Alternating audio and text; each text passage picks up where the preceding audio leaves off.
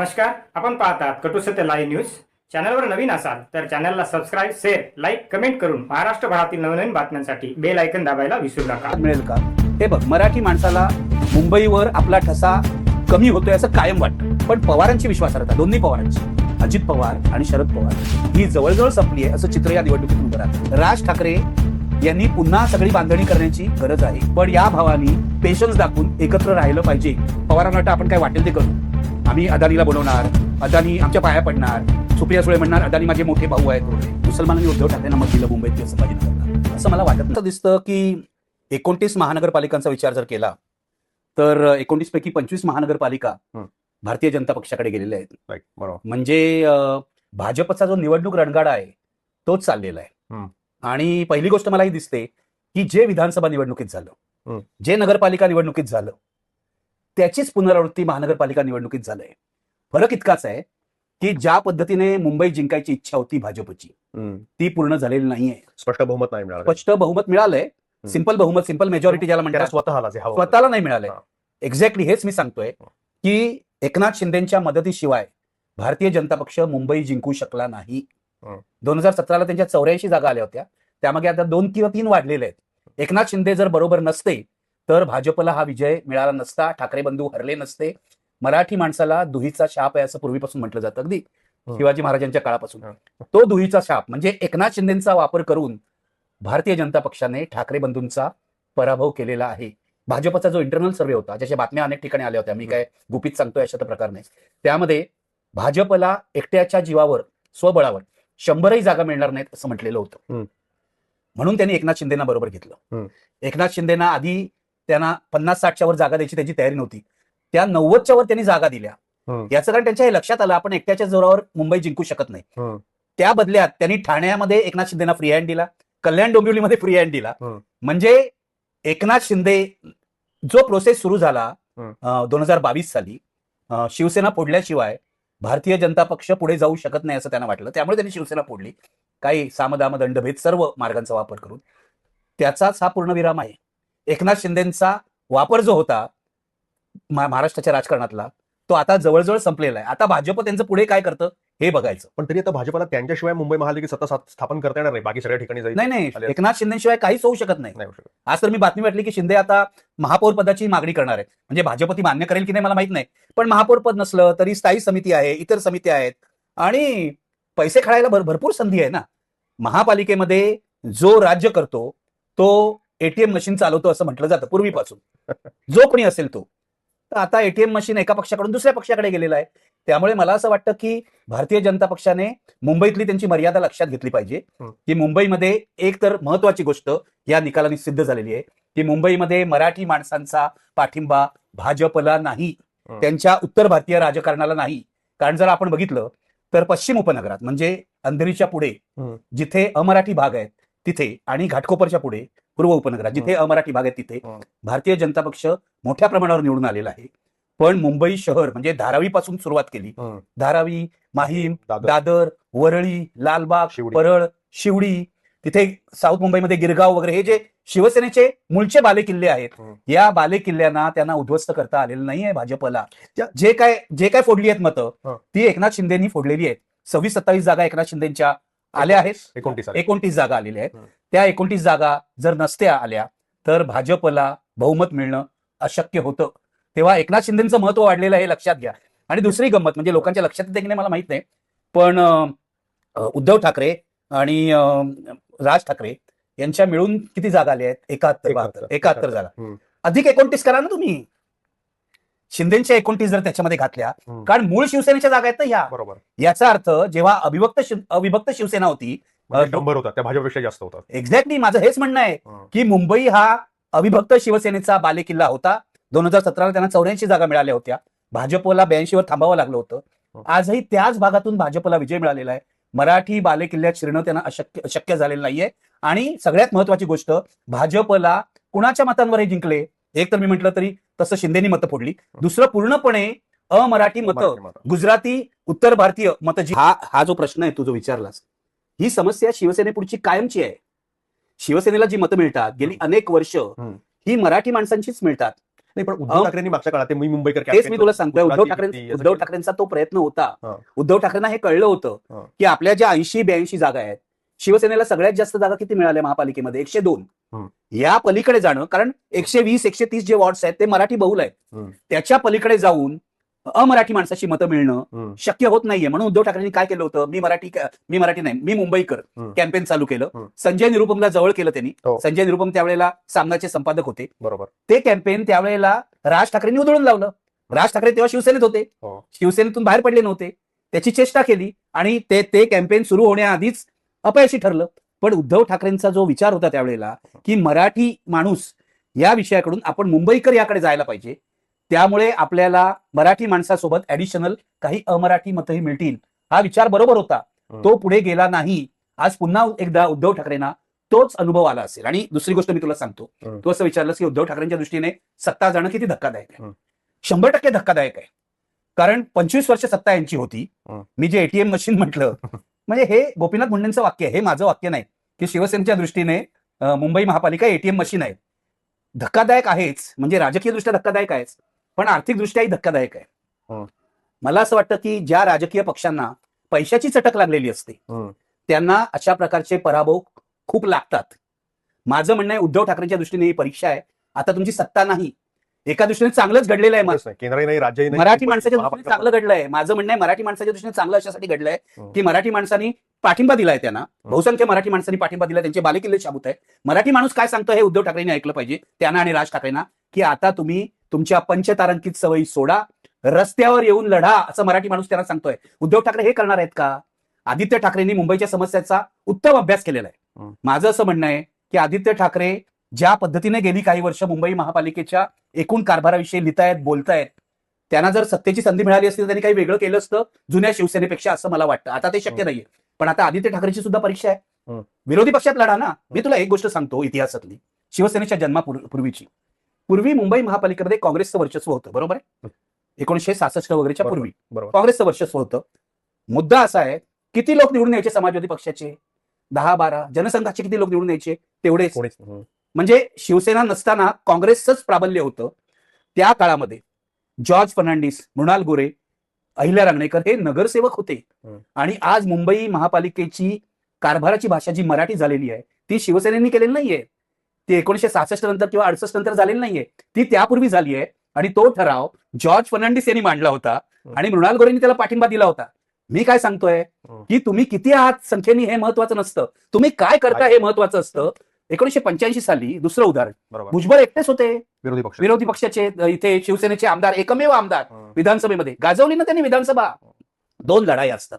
एक सभागृहातली लढाई, उद्धव ठाकरेंकडे आणि राज ठाकरेंकडे पुरेसं बळ आहेत. 71 नगरसेवक अंकुश म्हणून कमी नाही येते, फार प्रभावी काम करू शकतात. काँग्रेसचे आपण काही चोवीस घेतले. यांना जी चटक लागली ना सत्तेची सर्व पक्षांनाच, ती मला खूपच किळसवाणी वाटते. याचं कारण सत्तेत राहायचं, तिथून मग तिजोरीतून पैसे मिळणार, मग आम्ही कामं करू, अशी नाही कामं होत. रस्त्यावरचा संघर्ष कोण करणार हेही महत्वाचं असतं. आणि हा संघर्ष आम्ही पूर्वी पाहिलेला आहे. त्यांचा विजय संकल्प मेळावा जो वरळीला झाला तो ऑगस्ट महिन्यात वगैरे झाला होता, ऑगस्ट सप्टेंबर असेल. खूप आधीपासून प्रचार सुरू केला, प्रचारात आघाडी घेतली होती. तोपर्यंत ठाकरे बंधू एकमेकांशी प्रेम व्यक्त करत होते, भेटत होते वगैरे, प्रचार वगैरे काही नव्हता.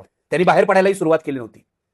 पण भारतीय जनता पक्षाने जे नॅरेटिव्ह सेट करण्याचा प्रयत्न केला ते नॅरेटिव्ह यशस्वी झालं नाही. त्यांनी काय नॅरेटिव्ह सेट करायचा प्रयत्न केला? पहिली गोष्ट, मुंबई महापालिकेतला भ्रष्टाचार, ज्याला प्रतिसाद मिळाला नाही कारण त्या भ्रष्टाचारात तेही सहभागी होते, असं माझं मत आहे.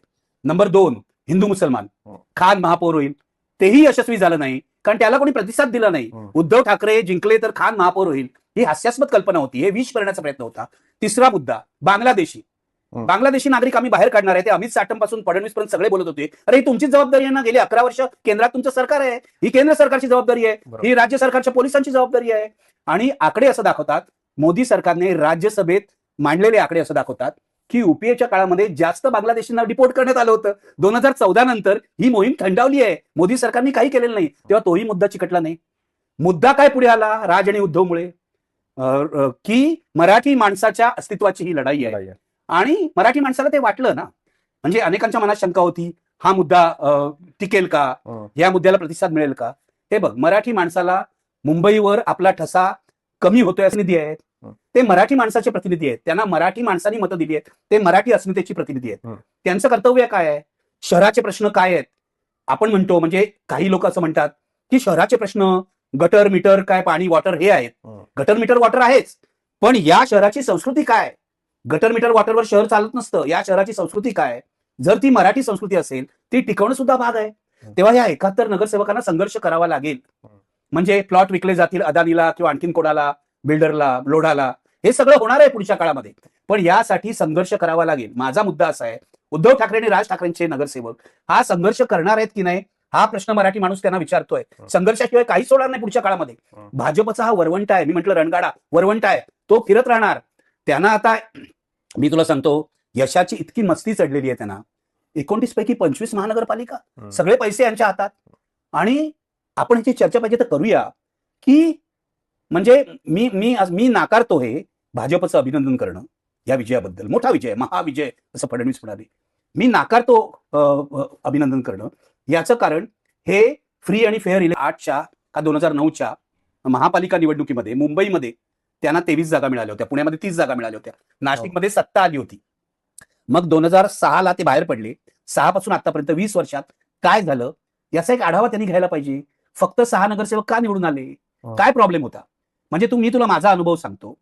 मला अनेक ठिकाणी असं दिसलंय की मनसेची मतं अनेक वॉर्डमध्ये उद्धव ठाकरेंना ट्रान्सफर झाली आहेत, पण उद्धव ठाकरेंच्या शिवसेनेची मतं मनसेकडे खरोखरच आली आहेत का?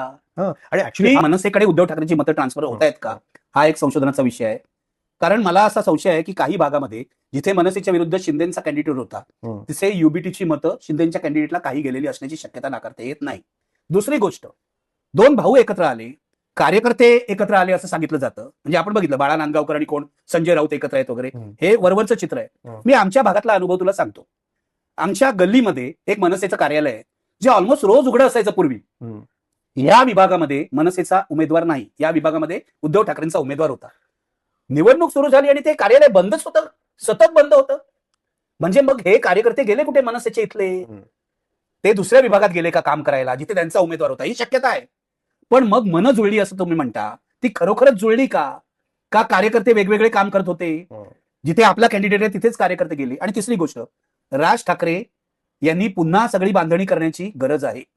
ती जर त्यांनी केली ना, त्यांच्या संघटनेचं खाली काही काम मला दिसत नाही. कार्यकर्त्यांची पळी दिसत नाही, ऑर्गनायझेशनल स्ट्रक्चर दिसत नाही. म्हणजे राज ठाकरेंना अजिबात आवडणार नाही. पण पहिली गोष्ट त्यांनी आत्मपरीक्षण करायला पाहिजे.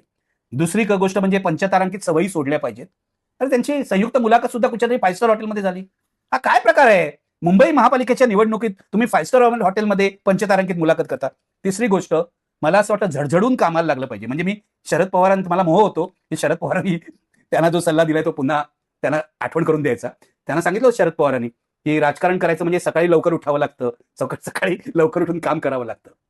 तर राज ठाकरेंना खरोखरच राजकारणात जर रस असेल, ते उत्तम वक्ते आहेत, त्यांना मीडिया चांगला कळतो, पण एवढ्यावर नाही होत ना. खाली काहीतरी असावं लागतं. जे एकेकाळी नवा मतदार, नवीन पदवीधर सुद्धा मनसेकडे होते.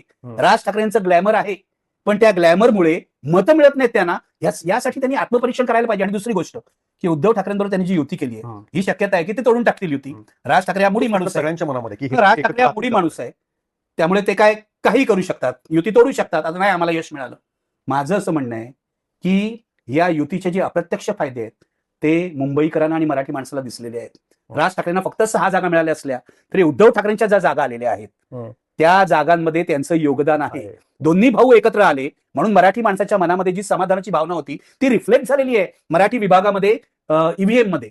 हे लक्षात घ्या. म्हणून मला असं वाटतं त्यांच्या मनात जर हा विचार असेल किंवा कोणीतरी काड्या मारणार, भाजपवाले काड्या मारणार किंवा इतर लोक काड्या मारणार की तुम्ही आता कधी वेगळे होताय, उद्धव ठाकरेंनी असं केलं, राज ठाकरेंनी असं केलं, अशा सगळ्या कंड्या सुरू होणार. पण या भावानी पेशन्स दाखवून एकत्र राहिलं पाहिजे. मराठी माणसाची तीच अपेक्षा आहे असं मला वाटतं. मी काल खूप ठिकाणी चर्चा ऐकल्या, विशेषतः इंग्लिश चॅनलवर. Is Thackeray and Pawar brand finished? Thackeray आणि पवार ब्रँड संपलाय का? तर राजकारणामध्ये असे काही ब्रँड संपत वगैरे नाहीत. तो काय सोप नाही आहे किंवा टूथपेस्ट नाही आहे वगैरे. पण राजकारणामध्ये सुद्धा एखाद्या ब्रँड सारखी विश्वासार्हता असावी लागते. ठाकरेंची विश्वासार्हता मुंबईमध्ये आहे, बाहेर नाही. म्हणजे बाहेर काही त्यांचं दिसत नाही, ते तसे प्रयत्नही करत नाहीत. पण पवारांची विश्वासार्हता, दोन्ही पवारांची, अजित पवार आणि शरद पवार, ही जवळजवळ संपली आहे असं चित्र या निवडणुकीतून उभं राहतं.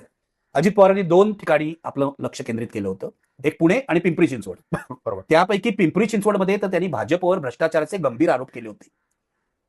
पण हे आरोप का चिकटले नाहीत भाजपला? भाजपने त्याला उत्तरही दिलं नाही. गंभीर आरोप होते. 40,000 कोटीचा भ्रष्टाचार हा गंभीर आरोप आहे. हे आरोप का चिकटले नाहीत भाजपला? याचं कारण अजित पवार यांची काही विश्वासार्हता नाही. तुम्ही जर 70,000 कोटी रुपये खाल्लेले असतील किंवा तुमच्यावर जर आरोप झालेला असेल तर तुम्ही दुसऱ्यावर काय आरोप करताय असा साधा प्रश्न लोक विचारणार. पुण्यामध्येही तेच झालं. पुण्यामध्येही त्यांना प्रतिसाद मिळाला नाही. त्यांनी खूप प्रचार केला होता दोन्ही ठिकाणी आणि पिंपरी चिंचवड महानगरपालिका जिंकणं ही तर त्यांच्या प्रतिष्ठेची गोष्ट होती. पण मला असं वाटतं की दोन्ही पवारांची विश्वासार्हता धोक्यात आलेली आहे. याचं एक कारण पवार आणि अदानी जे संबंध आहेत त्यामुळे खूप चुकीचा मेसेज बाहेर जातोय. हे लक्षात घ्या. खूप चुकीचा मेसेज बाहेर जातोय. पवारांना वाटतं आपण काय वाटेल ते करू, आम्ही अदानीला बोलवणार, अदानी आमच्या पाया पडणार, सुप्रिया सुळे म्हणणार अदानी माझे मोठे भाऊ आहेत वगैरे. बद्दल अभिनंदन करायला पाहिजे. म्हणजे फार मोठं नाही यश, पण 3 नंबरचा पक्ष झालेला आहे. 300हून जास्त नगरसेवक त्यांचे निवडून आलेले आहेत. आणि सगळ्यात महत्वाची गोष्ट म्हणजे 5 ज्या महानगरपालिका हर्षवर्धन सपकाळ असं म्हणतायत की इथे आमची सत्ता येईल किंवा आम्ही सत्तेत भागीदार असू. माझं म्हणणं याचा संदेश काय आहे काँग्रेसला? म्हणजे हर्षवर्धन सपकाळ काय प्रसिद्ध गृहस्थ नव्हते, इन्फ्लुएन्शियल लीडर नव्हते, म्हणजे प्रभावी नेते नव्हते महाराष्ट्रातले. त्यांची नेमणूक राहुल गांधींनी केली होती कारण ते स्वच्छ चारित्र्याचे आहे. ते जे काय खाली काम करत होते तळाला त्याचे परिणाम दिसत आहेत ना. नगरपालिका इलेक्शन मध्ये पण दिसले. एक लक्षात घे, हे विलासरावांच्या मुलांनी पण लक्षात घ्यायला पाहिजे, अमित देशमुख आणि मंडळींनी. जिथे तुम्ही योग्य अलायन्सेस केलेत, म्हणजे काँग्रेस आणि वंचित हा अलायन्स मुंबईत वर्क नाही झाला पण लातूरमध्ये झाला. जिथे जिथे तुम्ही योग्य आघाड्या केल्यात, युत्या केल्यात आणि जिथे जिथे तुमचे नेते म्हणजे तुमचे सरंजामदार अमित देशमुख अँड कंपनी सारखे हे रस्त्यावर उतरून लोकांपर्यंत गेले, तिथे काँग्रेस जिंकली. आहेत काँग्रेसमध्ये चांगले तरुण नेते, नाही तसं नाही, आहेत, पण ते लढायला घाबरतात. मग ईडी येईल का, मग सीबीआय येईल का? माझ्या पूर्वीपासून असं म्हणणं आहे की ज्या क्षणाला, जे मी उद्धव ठाकरेंबद्दल म्हणतो तेच काँग्रेसबाबत, ज्या क्षणाला काँग्रेस जनतेच्या प्रश्नावर लढायला शिकेल, रस्त्यावर उतरायला शिकेल, रस्त्यावरची आंदोलनं करायला शिकेल, लाठ्या खायला शिकेल, त्यावेळेला लोकांचा विश्वास काँग्रेस परत मिळवेल. आणि या निवडणुकीने तोच संदेश दिलाय की भाजपच्या रणगाड्या विरुद्ध तुम्ही उभे राहिलात, आम्ही तुम्हाला प्रतिसाद देतो. लातूरला मिळाला, चंद्रपूरला मिळाला, भिवंडीला मिळाला. महत्वाचं आहे ना या गोष्टी, की फक्त ठाकरे बंधू मुंबईत उभे राहिले त्यांना प्रतिसाद मिळाला असं नाहीये. काँग्रेसला सुद्धा प्रतिसाद देतोय संभाजीनगरला, असं मला वाटत नाही. मुंबईत सुद्धा मुस्लिम मतं जी मोठ्या प्रमाणावर पडली होती विधानसभेला तशी उद्धव ठाकरेंना यावेळेस नाही मिळाली. बरोबर. 24 नगरसेवक निवडून आले काँग्रेसचे. मी काल बघितलं त्यापैकी 13 नगरसेवक मुस्लिम आहेत. म्हणजे काँग्रेस आणि उद्धव ठाकरेंमध्ये मुस्लिम मतं ही विभागलेली आहेत, हे लक्षात घ्या. हे फक्त काँग्रेसला मिळाले नाहीत, पण 13 नगरसेवक मुस्लिम विभागातून निवडून आले ना, मुस्लिम बहुल विभागातून. 13 नगरसेवक, 24 पैकी 13, 9 इतर आहेत, नॉन मुस्लिम आहेत, अर्ध्यापेक्षा जास्त. म्हणजे उद्धव ठाकरेंना सर्व मुस्लिम मतं गेलेली नाहीयेत. ती जर गेली असती ना, काँग्रेस आणि उद्धव ठाकरे युती झाली असती आणि मुस्लिम मतं उद्धव ठाकरेंकडे विधानसभेप्रमाणे आली असती तर उद्धव ठाकरेंच्या जागा किंवा काँग्रेसच्या जागा या आणखीन वाढल्या असत्या आणि बहुमत त्यांचं आलं असतं. मला असं वाटतं काँग्रेसने उद्धव ठाकरेंची युती न करणं थोडंसं भोवलेलं आहे त्यांना. म्हणजे काही ठिकाणी मी आकडे बघितले, काँग्रेसला 2,000, 1,000 अशी मतं पडलेली आहेत, तिथे उद्धव ठाकरेंचा उमेदवार पडलेला आहे. हे मी मतदारसंघ दाखवून सांगू शकतो की तिथे उद्धव ठाकरे, म्हणजे किमान एक काँग्रेसच्या उमेदवारांमुळे उद्धव ठाकरेंच्या 5-7 जागा गेल्या असं झालेलं आहे. काँग्रेसच्या काही जागा उद्धव ठाकरेंमुळे गेल्या असंही झालेलं असू शकतं. पण मुसलमान मतं फक्त उद्धव ठाकरेंना पडलेली नाहीत, ती मोठ्या प्रमाणावर काँग्रेसला पडलेली आहे. आणि तू म्हणतो एमआयएम, बरोबर आहे, एमआयएमचं जे यश आहे त्याची दखल घ्यायला पाहिजे. आणि मला असं वाटतं की मुस्लिम समाजातल्या एका घटकाला जर एमआयएम विषयी पुन्हा आपुलकी वाटायला लागली असेल, कारण आधी एक यश त्यांना मिळालं असतं, मला माहिती आहे, 2019च्या निवडणुकीत मिळालं होतं, त्यांचा खासदार निवडून आला होता, 2 आमदार निवडून आले होते, नांदेडच्या नगरपालिकेत त्यांचे अनेक नगरसेवक निवडून आले होते. त्यामुळे पहिल्यांदा यश मिळत नाही. आज इतक्या वर्षांनी पुन्हा एमआयएम कडे लोक वळतायत. मालेगावमध्ये स्थानिक पक्षासोबत त्यांची सत्ता येईल असे आकडे आहेत. संभाजीनगरला त्यांचे मोठ्या प्रमाणात निवडून आलेले आहेत. म्हणजे मुस्लिम एरियातूनच निवडून आलेले आहेत. एमआयएमला काही हिंदू मत देत नाहीत. पण याचा अर्थ असा आहे, धोका हा आहे जो नांदेडला मला दिसला होता, की एमआयएम हा, मी अतिरेकी हा शब्द अशासाठी वापरत नाही की ओवेसी जे आहेत, असदुद्दीन ओवेसी खासदार, हे संसदेमध्ये खूप रिझनेबल भाषणं करतात, पण ते रस्त्यावर उतरले की त्यांची भाषणं खूप टोकाची होतात. त्यांचा भाऊ तर अत्यंत टोकाचं, म्हणजे अतिरेकीच बोलतो. तो तुरुंगातही होता, तुम्हाला माहिती आहे, म्हणजे हिंदूंना काय आव्हान दिल्याबद्दल, पोलिसांना आव्हान दिल्याबद्दल तो तुरुंगातही होता. माझं म्हणणं आहे, एमआयएम हा रिझनेबल पक्ष नाही. एमआयएम हा एका मर्यादेपर्यंत मुसलमानांचा कम्युनल पक्ष आहे, हे माझं ऑब्झर्वेशन आहे. तेव्हा अशा पक्षाला महाराष्ट्रात एवढं मोठं यश मिळणं ही धोकादायक गोष्ट आहे, हे धोकादायक चिन्ह आहे. पण त्यांना मिळालंय, ही वस्तुस्थिती आहे. आता ते पुढे काय करतात, पहिल्यांदा सत्तेतही जातील मालेगावमध्ये, सत्तेमध्ये जाऊन काय करतात मला चिंता काय, मी तुला सांगतो. यांचं यश, यांचे नगरसेवक, 2017ला सुद्धा मी हे बोललो होतो, तुम्हाला एवढं यश देतात, शहरं सुधारून तर दाखवा, महानगर सुधारून तर दाखवा. मी सत्ताधारी जे आहेत ना, ती त्यांनी जर महानगर सुधारली, खरोखरच नगर विकासाचा विचार केला, स्वतःचे किसे भरण्यापलीकडे, तर मी खरोखरच त्यांचं कौतुक करीन. पण 2017 पासून आजपर्यंत मी बघितलेलं आहे, एकही शहर सुधारलेलं नाहीये. मुंबई सकट नागपूर, पुणे, पिंपरी चिंचवड, अकोला सगळं बघा. तेव्हाही 2017ला काय काँग्रेस निवडून आली नव्हती. बहुसंख्य शहरांमध्ये भाजपचीच सत्ता होती महानगरांमध्ये. आज 25 म्हणजे वाढली आहे संख्या. मग आता तुम्ही असं म्हणताय हिंदुत्व आणि विकास यांना मतं दिलेली आहेत लोकांनी.